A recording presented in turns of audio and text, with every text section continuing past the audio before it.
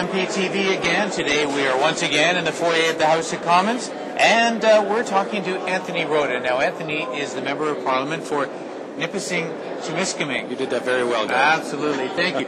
Tell the folks a little bit about your riding, Anthony. Well, Nipissing-Timiskaming is about 16,000 square kilometers. Wow. It starts in the south around Trout Creek, and it goes all the way up to around New Liskeard, which is now Timiskaming Shores, encompassing 3 of the communities, and over to Ottawa. Some of the industries are mining services to around the world, basically, education, civil service, and covers a little bit of everything. Probably the main ethnic group is English.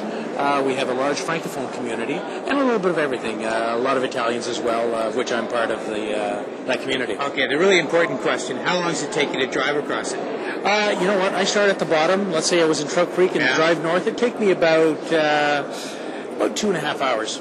All right. Now, that's just going one way. Then there's the other way, which is another hour. All right. That's like half of from me to get to my riding from Ottawa to Toronto. That is huge. I'm really envious of you people in Toronto who have a 4-block riding. Yeah, right. Okay. Now, you are the advocate of a bill to make a fundamental and important change to the way people collect unemployment insurance. Can you tell us a little bit about that and why? Bill C-278, basically what we're looking at is extending the sick leave benefits from 15 to 50 weeks. What we're finding is that 15 weeks is not enough to go through diagnosis, treatment, and recovery. We're finding that people are going on to the sick leave and just kind of languishing afterwards because they kind of get caught. The money runs out, they're not quite well, and what ends up happening is they end up either going back to work early, and the recovery isn't full, or their families suffer because they don't have the financial means to keep their families going. All right, now I hear all the small business guys out there saying, oh, God, not another meddling politician who's going to increase my worker absenteeism for injury or sickness or whatever. What do you say to those guys? Well, these are serious injuries. I mean, injuries and illnesses like cancer, like arthritis, stuff that really is debilitating. When we're looking at it, we're looking at stuff like, people say, well, CPP is something that will cover that. Well, CPP covers those who will never come back to work. Whereas those who are seriously ill but will be coming back down the road, it will actually help them. I mean, they talk about money and about loss, but really what it does is it allows people to recover fully and then come back and be fully productive, as opposed to recovering partially on the job. And that could cost small industry money. Now, I hear your bill also covers stress. That's been a real bugaboo because for a lot of small business people, they say, people feel they don't want to work. They say they're stressed. How do you deal with potential abuse with this, Anthony? It has to be substantiated by a medical write-up. So you have to get something from your doctor and make sure that it works that way. So what you do is you get the diagnosis from your doctor, and that'll help your benefits come.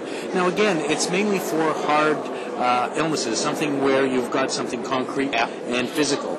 And again, when we look at it, we look at what's happened in the past. The 15 weeks, 32% of those who take up the benefits use up the full 15 weeks.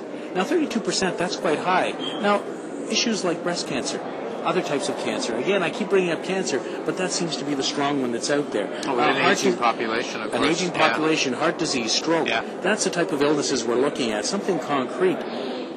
Okay, last question. Where is this bill in the legislative process? Is it going to happen?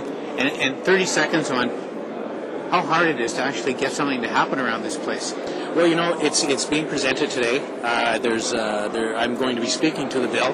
It's not easy. I know the Conservatives are speaking to it as well, and their excuse is, well, the cost of it is one of the main drawbacks. If you look at the cost of productivity overall, it actually is going to be favorable. But it's interesting that they mention cost and they have to look at the analysis. Well, HR has not even started an analysis. There is no analysis or no report on the cost of the bill, yet they're arguing it's too expensive. It just doesn't make any sense. The other thing to look at is there is a $50 billion surplus in EI, and that's something that could go towards this. It won't affect the regular budget at all. And what we're doing is we're actually making our country more productive, as opposed to taking something out of our budget nationally. All right. Well, good luck with the arguments in the House. Well, thank you It'll very be much, very Fred. interesting to see what happens. Thanks for having me. Anthony Rota has been our guest today. Stay tuned.